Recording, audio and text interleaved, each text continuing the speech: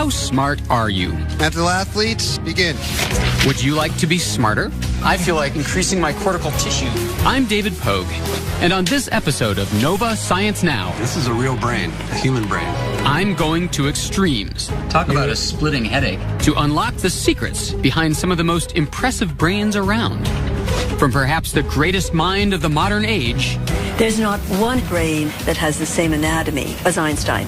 to a guy who can remember impossibly long lists of numbers. 418-592-597. Okay, that's highly freaky. To one with an amazing head for dates. What day will Christmas fall on in the year 2366? Sunday. Come on! That's nuts! What makes their brains so special? Wait, are you saying that you can tell stuff about a person's brain by the outside? Yes, and in the case of Einstein, one's definitely able to do that. Is genius born or made? This is like an outtake from the Star Wars prop department. We're diving under the hood This slice here comes right across the top of his ears. and revealing new evidence of what it means to be smart We can now evolve the definition of intelligence. and what you can do to improve your brain power. What does this mean? I'm going to find out how smart can we get. Up next on Nova Science Now.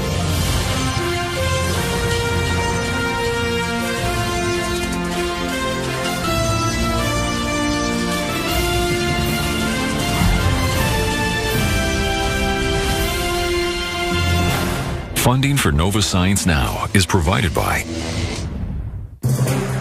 Have you ever wondered why some brains are smarter than others?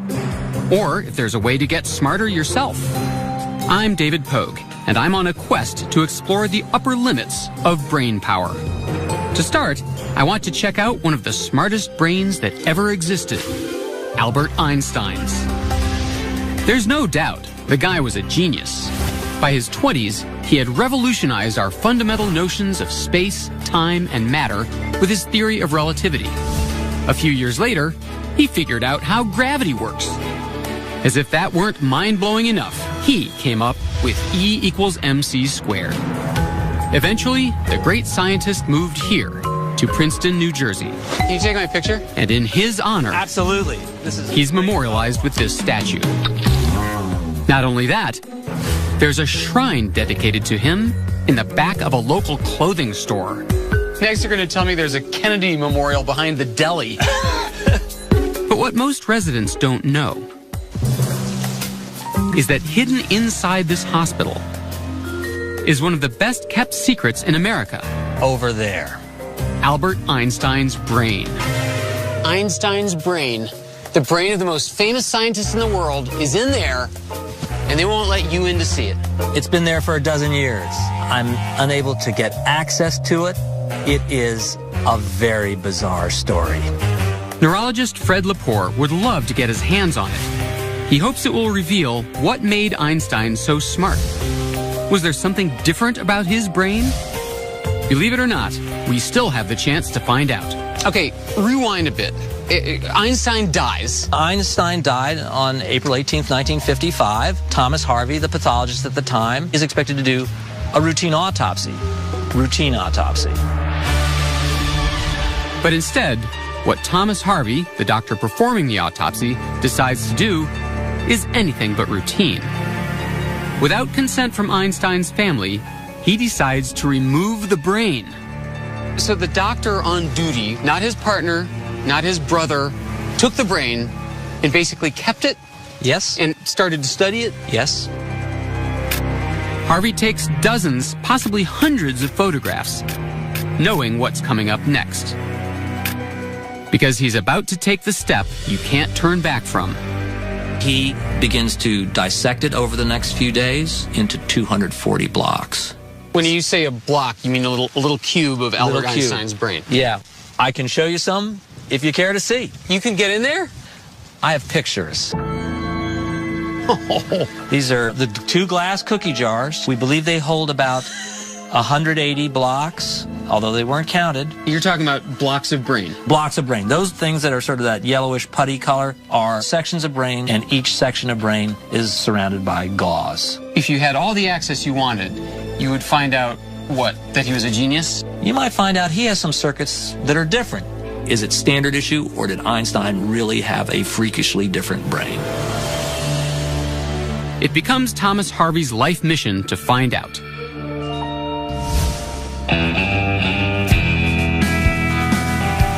And when he loses his job at Princeton Hospital, Harvey quietly slips away, taking the brain with him. Can you imagine what the TSA said about his carry-on? Sir, can you step over here? He travels to the Midwest. Wherever he moves, so goes the brain. From time to time, he sends chunks of it to researchers he deems worthy. Then, in the 1990s, he sends several chunks and some of his photographs to Canadian neurologist Sandra Whittleson.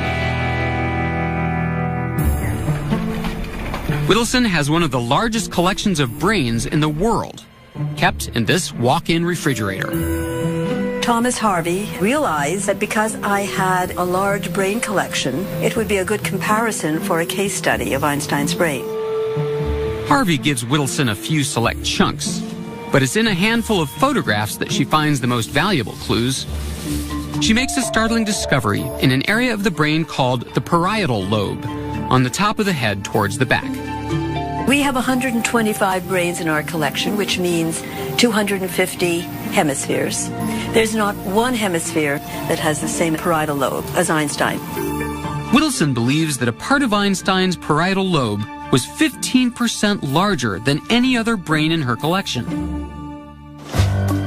To find out what makes this discovery so important, I'm going where no host has gone before.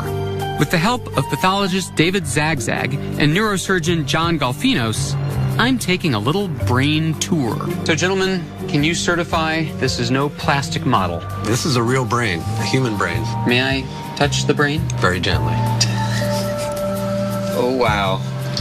It's cold, rubbery, and it's clammy, and it's got a weird consistency. How would you describe this to someone at home? Like hard jello is what I think of it. Yeah, very hard jello. That's good. Here, catch.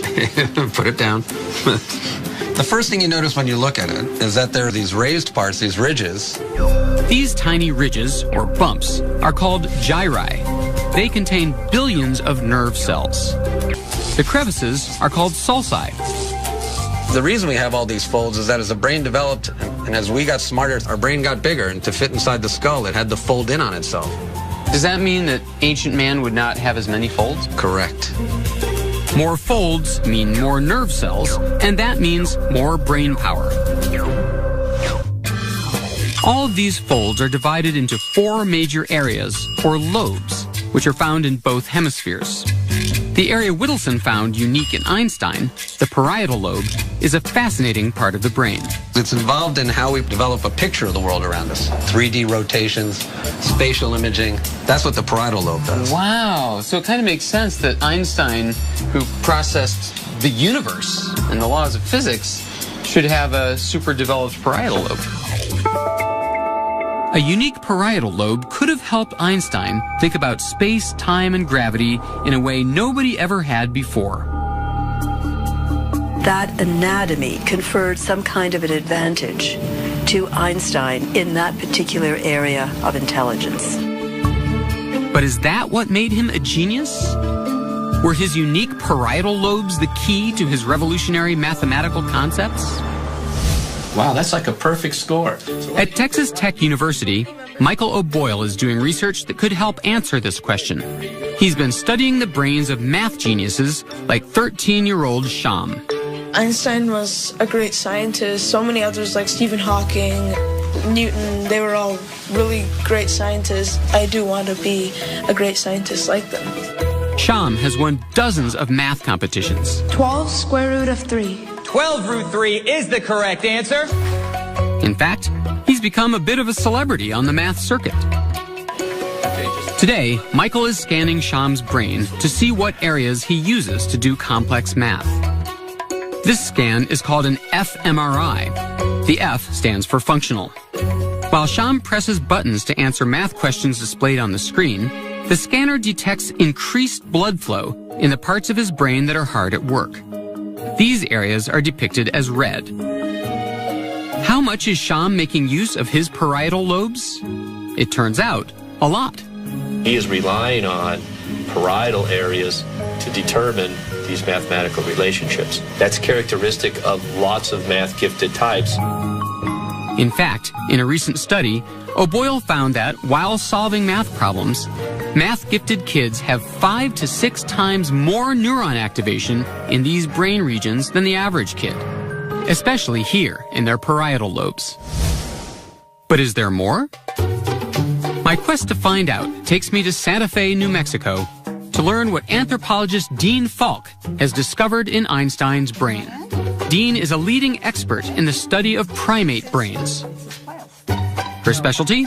Analyzing the meaning of those bumps and folds on the surface.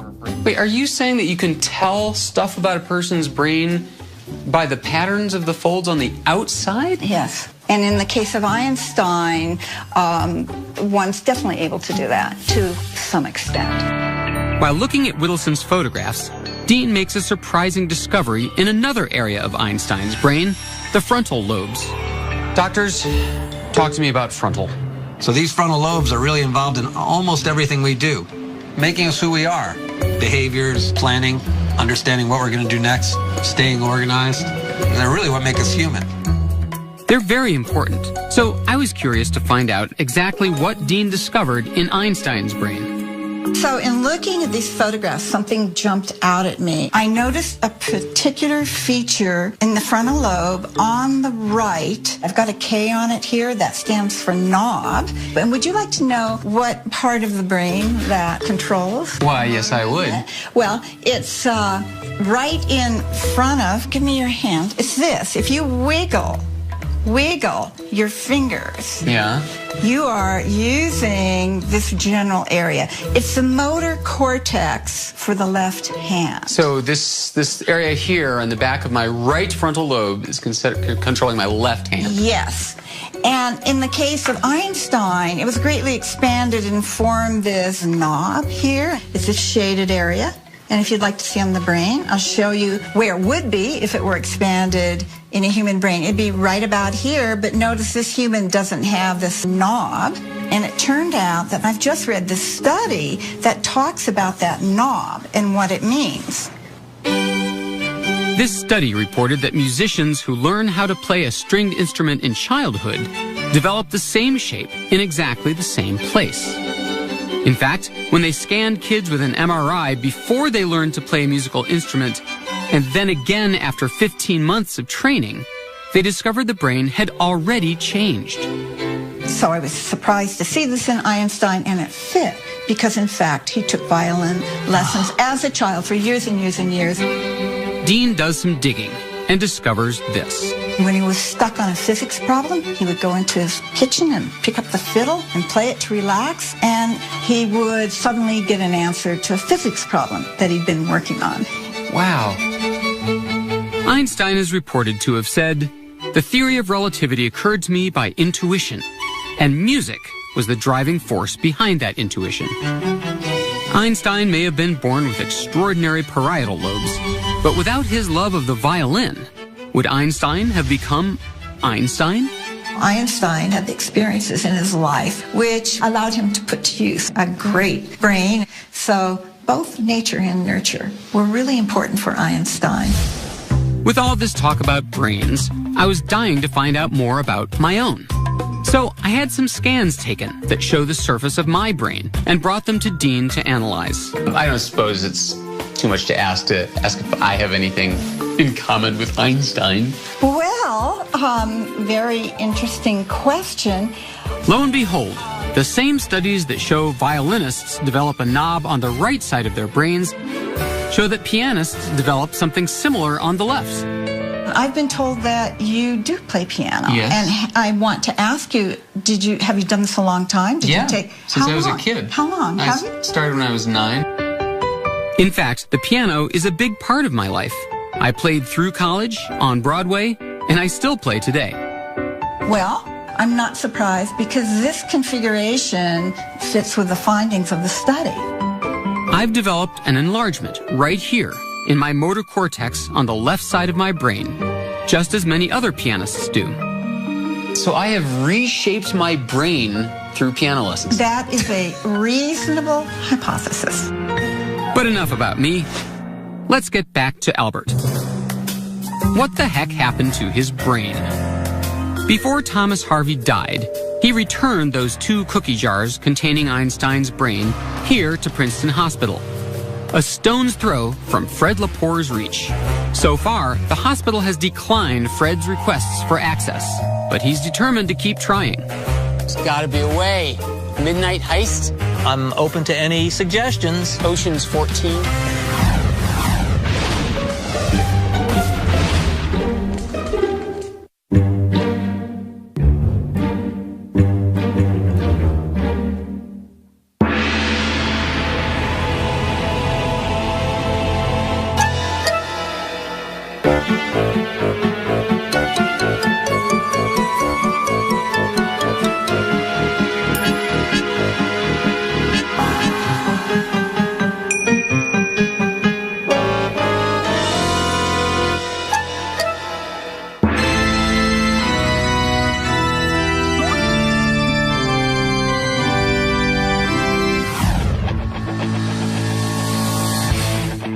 Being smart involves many skills. Among them, how important is memory? To find out, I'm here at the U.S. Memory Championships. We have 5 minutes. Mental athletes, begin. First round, memorize 500 numbers in order in just 5 minutes. Trying to remember more than 20 makes my head spin. Nelson Dellis, a previous champion, memorizes 303 of them, making him the winner of this round. Oh, come on! It's rigged! It's stacked against people with bad memories. Next, I have 5 minutes to memorize the exact order of an entire deck of cards. Maybe I'll get extra points for creativity. Or not. Of course, Nelson beats everyone, recalling the order of the entire deck in 87 seconds. Unbelievable. Unbelievable. How smart is this guy? And how does he do it? I pictured Olivia Newton dunking a helmet. Huh? Olivia Newton? Dunking a helmet? Believe it or not, he's using an ancient technique that goes all the way back to 500 BC. So if I were to take this list... I decide to put this memory technique to the test. So I invite Chester Santos, the 2008 U.S. Memory Champion, to use it to memorize a list of 60 numbers. This would take me the rest of my life. I could definitely do this in 5 minutes or less. Go.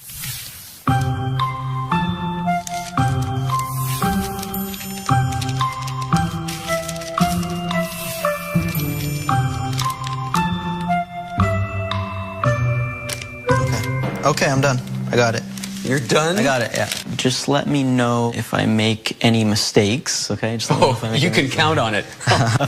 Okay, 418 112 097 580 871 592 597.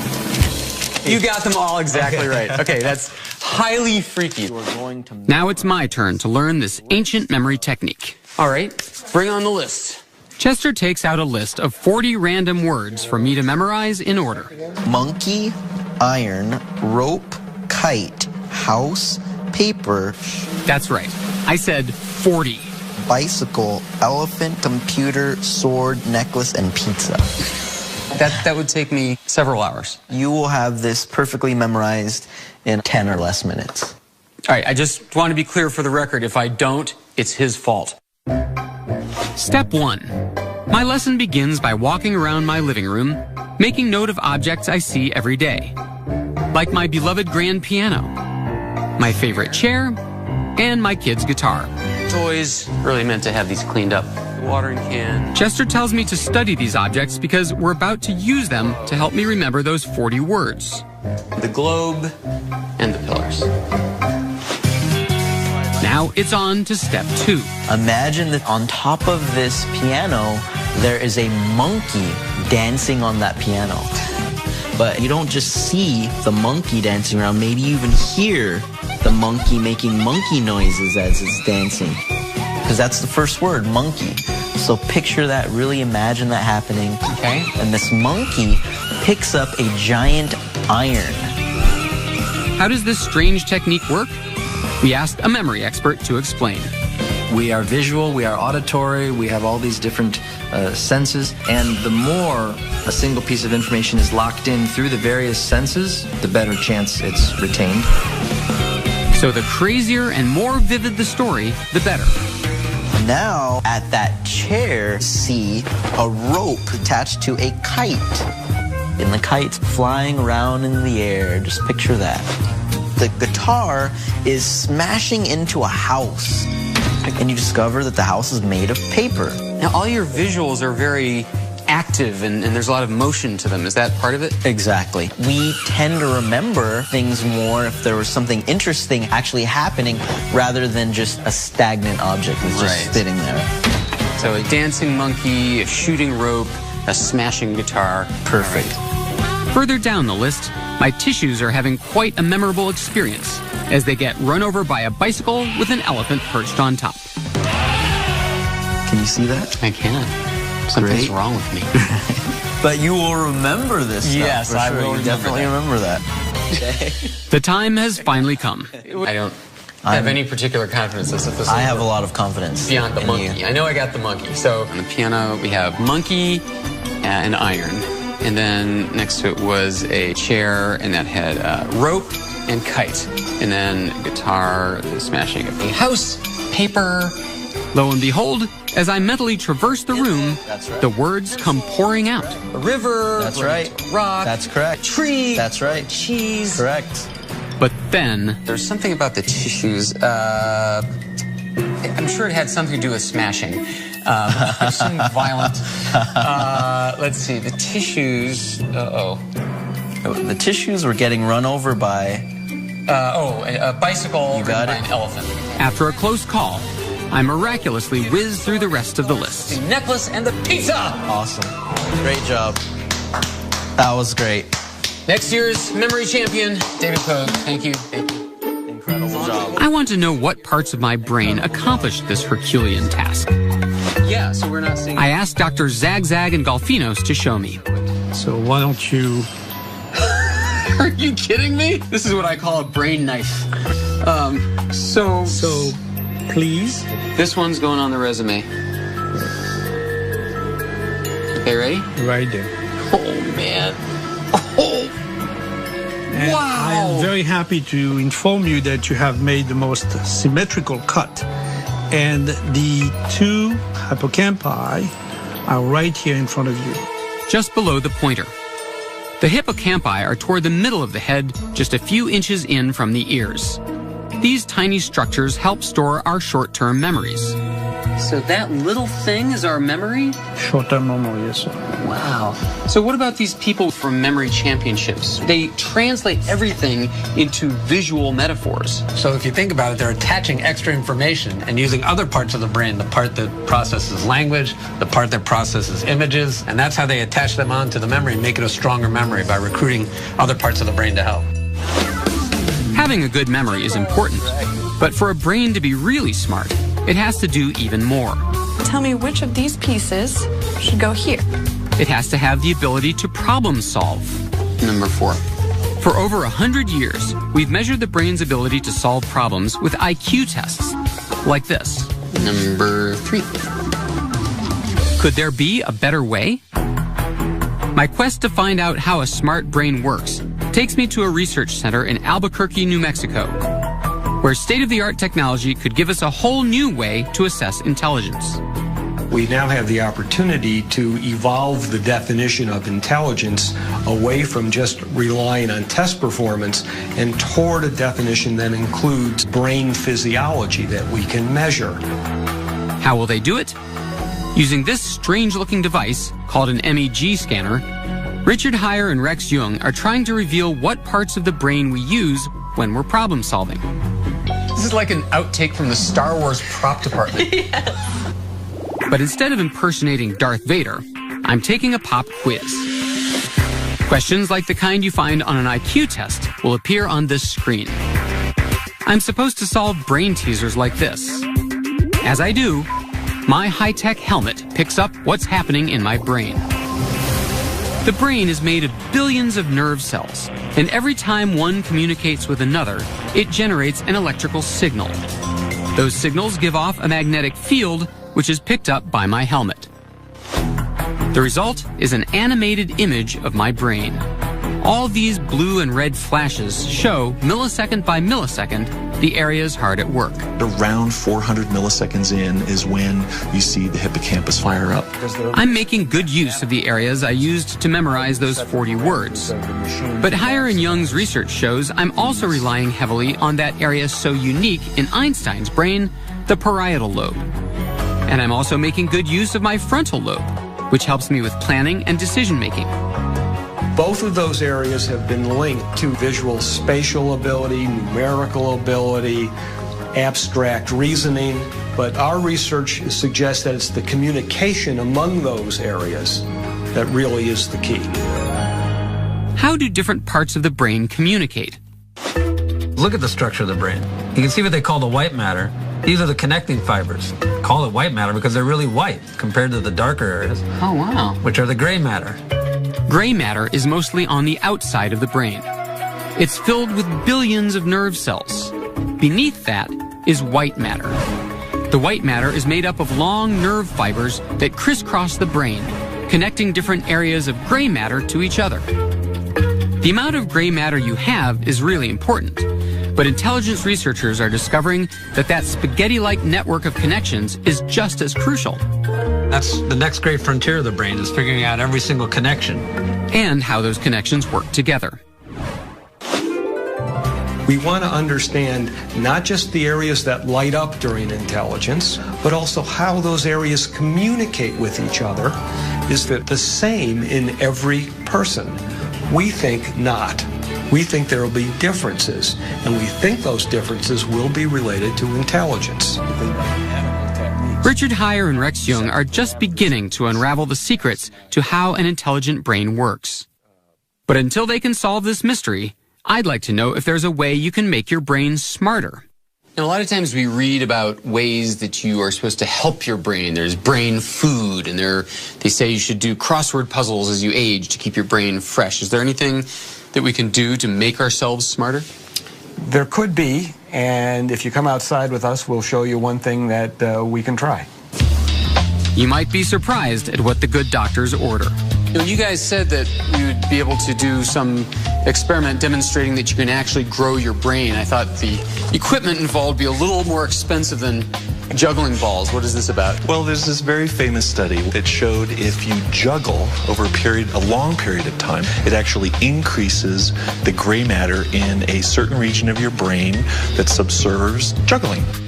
Not only can you increase your gray matter, recent studies show you can increase your white matter too. Well, I don't know about you gentlemen, but I feel like increasing my cortical tissue. Let's juggle. Let's give it a try. I don't actually know how to juggle. I can do two pretty well. Does that count? Ladies and gentlemen, you are witnessing for the first time on television the growing of my brain. I can feel it growing. I'm going to look like an alien in 20 minutes. Oh, wow. If you want to know how can you make your brain work better, use it or lose it. And use it to learn new things, like juggling.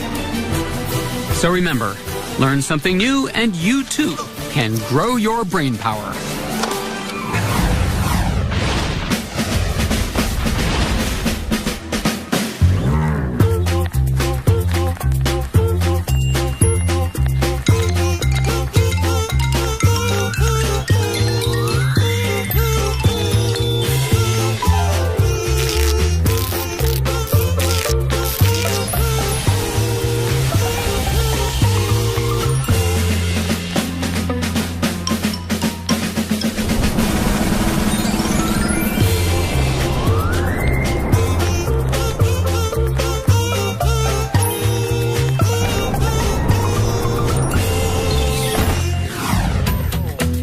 Every brain is unique, but few are as extraordinary as George Widener's.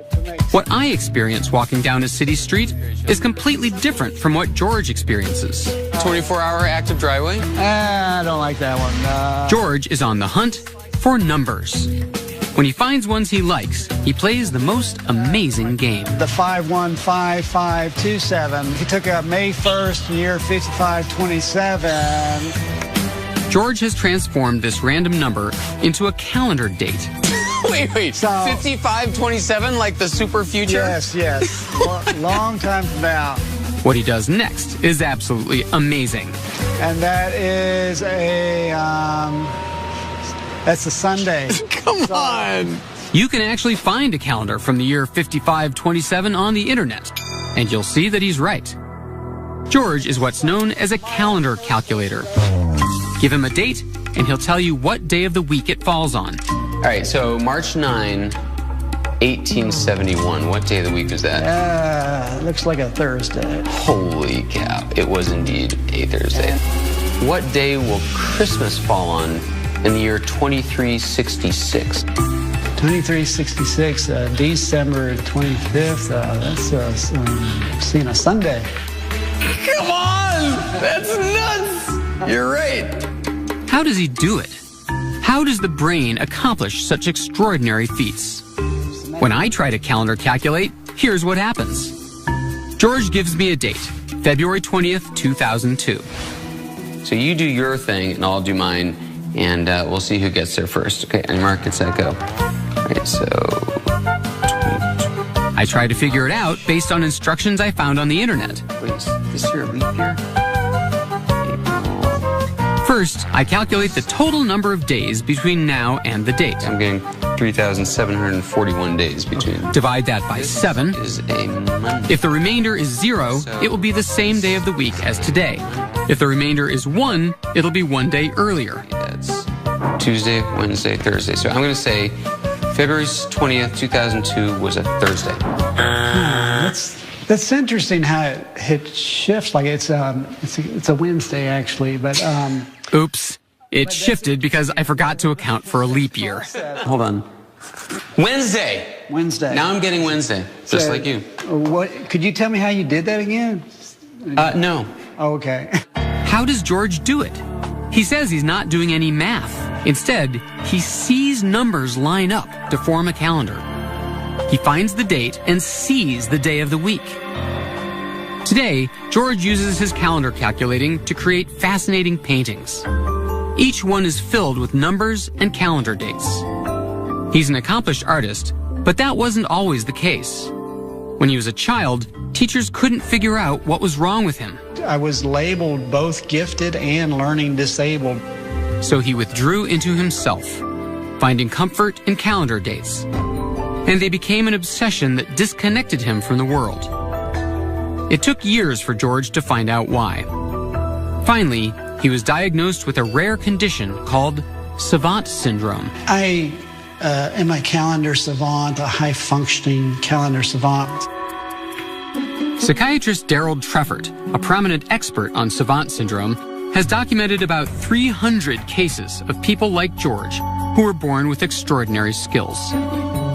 In the process, he's also found around 30 truly bizarre cases where people were transformed into savants, seemingly overnight. These are people who have an injury or a disease, and all of a sudden some ability cascades forth, which was never there before. He calls them acquired savants, and they represent some of the most mysterious cases in the field of brain science. One of them is Derek Amato. He became a pianist after a severe head injury. So let me get this straight. You dived into a swimming pool and hit your head on the bottom. You came to a week later, and what? Derek started to suffer from headaches and memory loss that still plague him today. But then something unexpected happened. Barely a week after the accident, he was hit with an uncontrollable need to play the piano. He sat for hours playing this melody over and over again.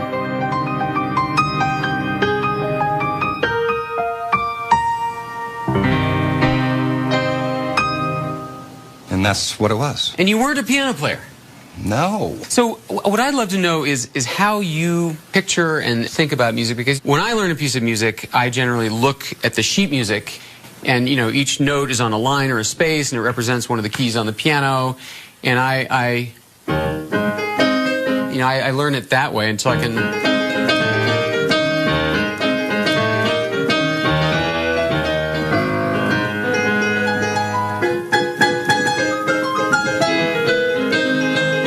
So that's all written out by the composer, specifically? That would take me a year to learn, maybe 5. Wow, so do you read sheet music? No, I see blocks. I see these black and white squares nonstop. These blocks tell his fingers how to play that melody. Something kind of miraculous happened to your brain when it hit the bottom of the pool. Right. But what? Why do people like Derek develop savant-like abilities after a head injury? And why are some people, like George Widener, the calendar calculator, born with them? So if you could just follow me into the room. All right. Clues to solving this mystery may be hidden in George's brain. For the last few years, neuroradiologist Joy Hirsch has been studying it with an MRI scanner. What we're seeing is the structural pictures of his brain. It looks to a layman just like a normal brain. Well, it looks to a scientist and a neuroradiologist like a normal brain as well. Today, Hirsch is probing further. She's taking fMRI scans of George's brain. This scan detects increased blood flow in the areas of his brain that are at work.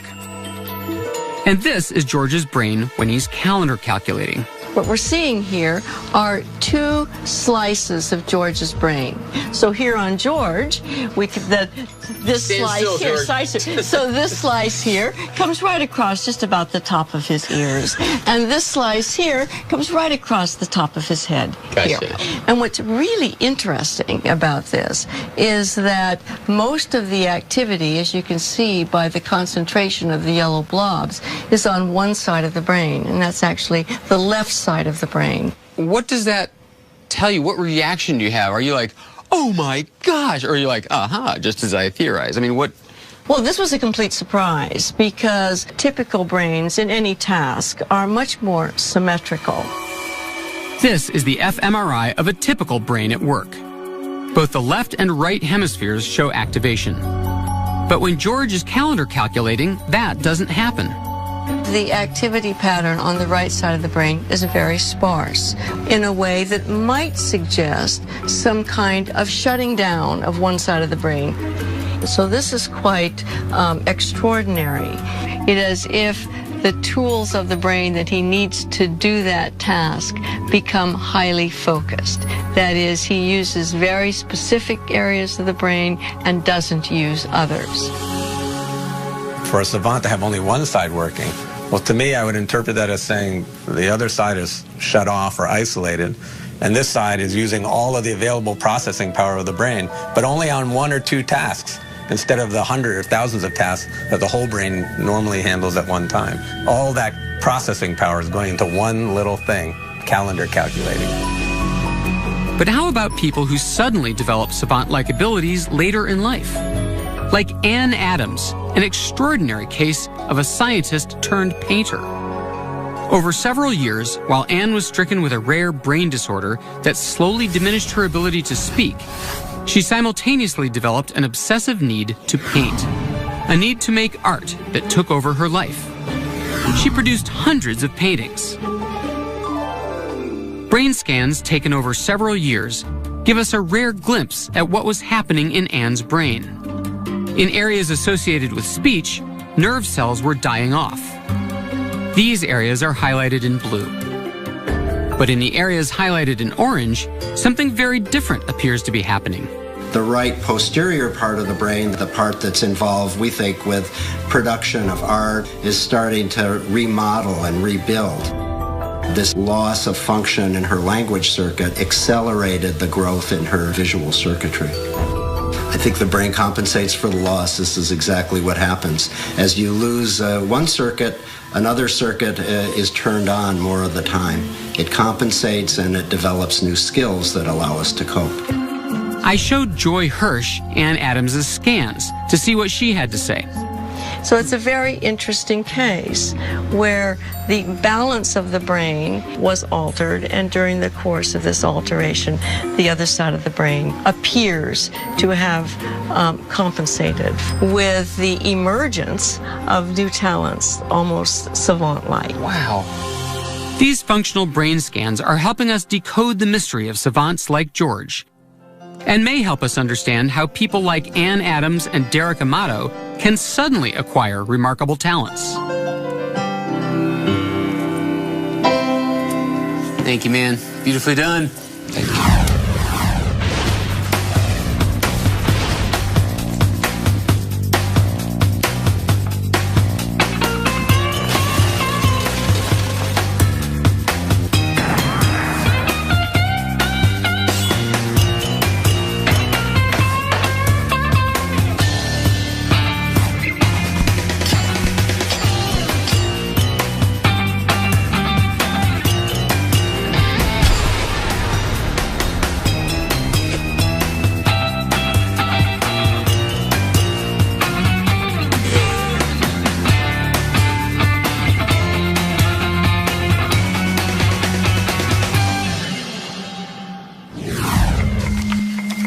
These kids are about to take an exam, just one of many in their lifetimes, and they're feeling the pressure. It is one of the worst feelings in the world. American students take more than 100 million standardized tests a year. You start to panic. You start doubting yourself. But no matter how smart you are, sometimes even the brightest brains don't perform as they should. My stomach flips, and then I feel really sad. They choke under pressure. I usually freak out. Yeah. And it's not just in the classroom. I think anyone can choke under pressure. We've all seen it happen. From American Idol. Remember everything that I told you. That's ironic. To a spelling bee. I-N-S-I.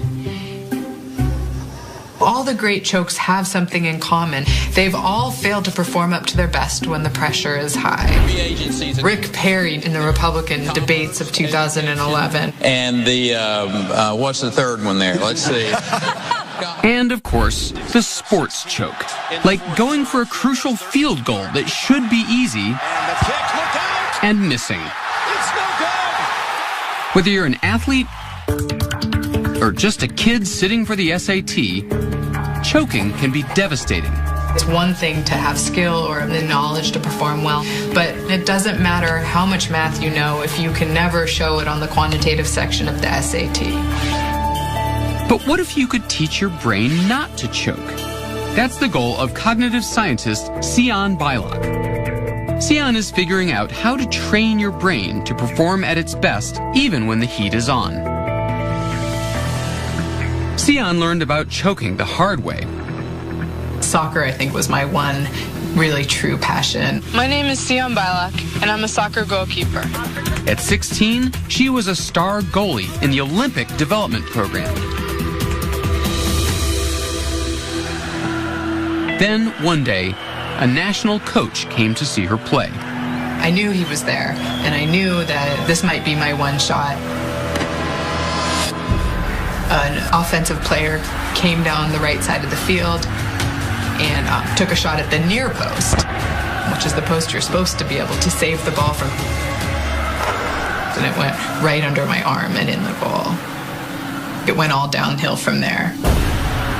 And that was it. I was out of consideration for the national team that year. You know, I had that one shot, and I failed. It was a crushing blow. I just felt totally defeated. All the hard work I'd put into getting to the place that I was getting had just vanished in the blink of an eye. It was the middle of the game, and I wanted to walk off the field. So yeah, I choked. Soon after, Sion walked away from soccer. But when she went to college, she was determined to find out what had happened inside her brain on that fateful day. So she majored in cognitive science. One of the reasons I was really interested in cognitive science is that it seemed like it might be a window into trying to understand a little bit about how I performed. So people always ask me if I do me-search, right? And I think there's definitely a little bit of me-search to what I do. Xian wants to know what happens to our brain under pressure. And her research team has figured out the perfect recipe for high anxiety. What we do is we have these students come in and they do a block of math problems. They even make the math problems look strange to throw the students off. And then we give them a series of instructions that are really designed to create a very stressful environment for them. They put money on the line and tell the students that a partner is depending on them to improve their score. But if you can't improve, then you won't get this additional money, and neither will your partner. At this point, the students are really freaking out, and then, but to really make it a very, very stressful environment, we bring out a video camera and we put it right next to them. Do you see a red light? Then the students do a second block of problems. And it works. Most people, when they're in our stressful situations, really do feel pressure to perform at a high level, and as it happens, lots of people choke under that pressure. Usually they choke about 11 to 12% below their initial block of problems. So what's happening when they choke? Only the scanner can tell. We put people in this MRI machine. They're lying on their back, but they can see a computer screen, and they're actually performing problems. They use a controller to give their answers. Then Xian's team makes them sweat. Finally, during this next set of problems, we're going to be videotaping your performance. Xian's theory was that these stressors were messing with the patient's working memory. It's a little different from short-term memory, which comes from the hippocampus. Working memory is your mental scratch pad that essentially allows you to work with whatever information is held in consciousness. And it involves the prefrontal cortex, which is part of the frontal lobe just above our eyes. Our prefrontal cortex essentially allows us to do all those special things we can do as humans, whether it's hitting a tiny ball into a tiny hole or juggling lots of math problems in our head. Based on activity she saw in the scans of her stressed-out subjects, Xian can infer communication between the prefrontal cortex and the emotional centers of the brain, like the amygdala. And when the emotional centers are overactive, they can prevent clear thinking. In these situations when people fail, these worries tend to come online and co-opt those prefrontal resources that people would otherwise use to perform well. Xian's preliminary data suggests that in a choker's brain, the emotions cause a racket big enough to interrupt working memory. But what about those lucky people who don't choke, who perform well under pressure? What's different about a non-choker's brain? It's almost as if the prefrontal cortex and those emotion centers of the brain uncouple or stop talking for a moment. For non-chokers, it's almost as though they temporarily put the conversation between these two parts of the brain on hold. People who are less likely to choke essentially show less crosstalk. There's less of an opportunity for these worries to seep in and impact performance, and we think that these are skills that can be taught. High stakes in the class. Xian had a theory she thought could have a huge impact, and she set out to prove it. She went where the stress was boiling over, a high school biology exam. Just before the test started, Xian's team gave the kids an extra assignment. We came into the classrooms and asked all the students to either write about their deepest thoughts and feelings or sit there for 10 minutes. Xian knew from other studies that depressed patients who wrote down their emotions in a journal could break the cycle of negative thinking. But would it work for anxious test takers? And the idea is that if we have people journal before this important test, we might be able to help them succeed. The students poured out their deepest worries onto paper. Then it was test time. So how'd they do? Students who just sat without writing anything, on average, got a B-. But the ones who wrote got, on average, a B+. We boosted these students' scores over a half a grade point by just having them sit and write for 10 minutes about their thoughts and feelings about the upcoming high-stakes test. So what did the students write? There's millions of butterflies in my stomach. Breathe, breathe, I'm telling myself. So he starts out talking about how worried he is, and then towards the middle, he says, as I continue to think about this final, I relax significantly. For those students with high test anxiety, journaling was a silver bullet. But why does it work? When people are worrying up under stress, it's almost like a computer with too many programs open at once. Sometimes everything crashes. And by writing down some of those worries, you're able to offload some of those programs so you free up resources to perform at your best. Journaling may help kids show how smart they are when it matters most. You don't have to be an Olympic athlete or sitting for the SAT to have these choking experiences. Whether you're interviewing for a job or just one of my favorite places where I often choke, parallel parking in front of your spouse, some of the same processes can drive that underperformance. What my work shows is that it doesn't have to be an inevitable phenomenon and that we can learn from those poor performances. And what if she'd never choked? I've thought about this idea. Maybe if I hadn't choked in front of the national coach, I would have gone on to play in the Olympics. But I'm happy with all the lessons I learned from that experience, and I think I've been able to take some of them and use them in my new life pursuits. I want my work to really push the bounds of what we're able to do so that everyone can perform up to their potential. And Sion practices what she preaches. She journaled before this interview. So what did she write? So I wrote, "What a day. I'm exhausted, and I hope that doesn't make me sound incoherent. I need to just focus on the present, on today, and have fun with it, and not let my thoughts or worries about tomorrow or the next day seep in." And did it help? Sure. Did I ace my interview? Then yes.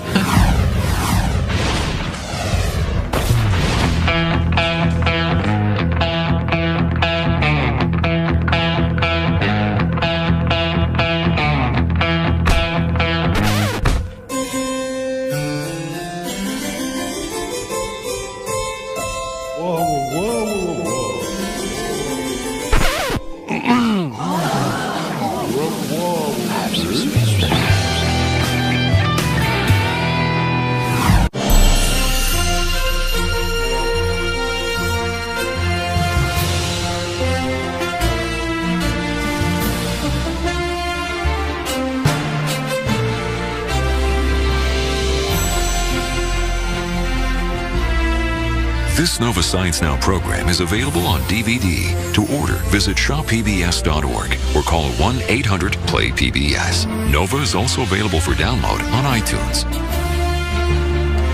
I think raccoons are a perfect match for cities. Wherever they've been introduced, they do really, really well.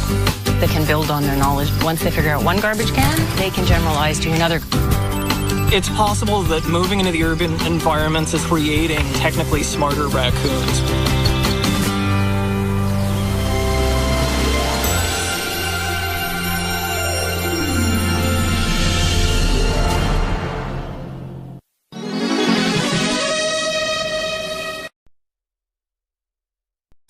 How smart are you? Mental athletes, begin.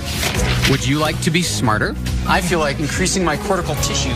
I'm David Pogue, and on this episode of Nova Science Now... This is a real brain, a human brain. I'm going to extremes. Talk about a splitting headache. To unlock the secrets behind some of the most impressive brains around. From perhaps the greatest mind of the modern age... There's not one brain that has the same anatomy as Einstein. To a guy who can remember impossibly long lists of numbers. 418-592-597. Okay, that's highly freaky. To one with an amazing head for dates. What day will Christmas fall on in the year 2366? Sunday. Come on! That's nuts! What makes their brains so special? Wait, are you saying that you can tell stuff about a person's brain by the outside? Yes. And in the case of Einstein, one's definitely able to do that. Is genius born or made? This is like an outtake from the Star Wars prop department. We're diving under the hood. This slice here comes right across the top of his ears. And revealing new evidence of what it means to be smart. We can now evolve the definition of intelligence. And what you can do to improve your brain power. What does this mean? I'm going to find out how smart can we get. Up next on Nova Science Now.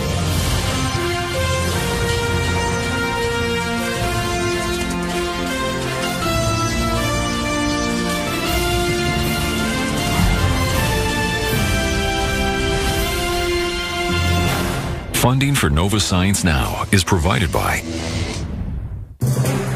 Have you ever wondered why some brains are smarter than others?